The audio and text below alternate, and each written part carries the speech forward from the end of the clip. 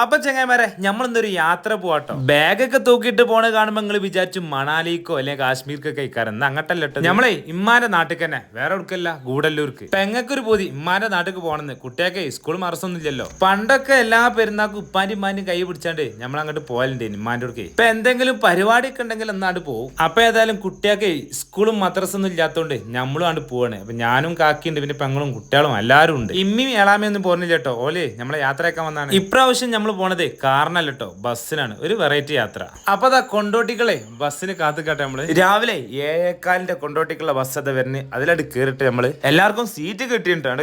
അങ്ങനത്തെ നമ്മൾ കൊണ്ടോട്ടി ബസ് സ്റ്റാൻഡിൽ എത്തിയിട്ടോ. എല്ലാവരും ബസ് ഇറങ്ങി നടന്നിരുന്നു. ഇനി നമുക്ക് കയറാനുള്ളത് വൈക്കടവുക്കുള്ള ബസ്സാട്ടോ. പാലക്കാടുക്കുള്ള ബസ് ഇങ്ങനെ മിനിറ്റ് ഇങ്ങനെ വന്നുകൊണ്ടിരിക്കുന്നുണ്ട്. രാവിലെ 7:15 എത്തിക്കാണെങ്കിൽ നമുക്ക് ഊട്ടിക്കുള്ള നേരിട്ടുള്ള ബസ് കിട്ടീനി. പക്ഷെ നമ്മള് നേരം പോയി അത് വരുന്ന നമ്മൾ വൈക്കടവുക്കുള്ള KPR. പക്ഷെ അതിൽ കയറാൻ പറ്റില്ല, ഫുള്ള് ലോഡാട്ടോ. അരമണിക്കൂറായി ഇപ്പൊ നമ്മൾ ബസ് സ്റ്റാൻഡ് കുത്തിറക്കണേ. കുട്ടിയൊക്കെ ദാഹിച്ചു തുടങ്ങി. എല്ലാവരും ഇതൊക്കെ പല ഭാഗത്തുള്ള ബസ്സിന് കാത്തുക്കാട്ടോ. ഞമ്മക്കുള്ള ബസ് കിട്ടിയിട്ടുണ്ട്. വൈക്കടൊക്കെ ഇതൊക്കെ എല്ലാവർക്കും സീറ്റും കിട്ടിയത്. ഞാനും റിസുമാരിതാ മുന്നത്തെ ആ സിംഗിൾ സീറ്റിലാട്ടോ. ലഗേജ് ഒക്കെ ആണെങ്കിലും ഒരുപാടുണ്ട്. അത് അവിടെ വെച്ചും ചെയ്തത്. അങ്ങനെ കണ്ടക്ടർ വന്നിങ്ങനെ ടിക്കറ്റ് എടുക്കണ്ടേ. അങ്ങനെ നമ്മൾ ടിക്കറ്റ് എടുത്തും ചെയ്തു. കുട്ടിയൊക്കെ പൈച്ചുമ്പോ തിന്നാൻ സ്നാക്സും ഫ്രൂട്ട്സ് ഒക്കെ നമ്മൾ കരുതിയിട്ടുണ്ടോ. അങ്ങനെ നിലമ്പൂർ കാടുകളും താണ്ടി യാത്ര മുന്നോട്ട് ഇങ്ങനെ പോവാ. ഇപ്പം ബസ്സിൽ നമ്മൾ തന്നെ ഉള്ളൂ, സീറ്റൊക്കെ കാലിയാണ്. അതിന്റെ ഇടയിൽ കുറച്ച് ഫ്രൂട്ട്സ് നമ്മളെടുത്ത് തിന്നാന്. പിള്ളേരൊക്കെ നല്ല ഉറക്കിലാട്ടോ. അങ്ങനെ നമ്മള് വൈക്കടവിൽ എത്തിക്കണം.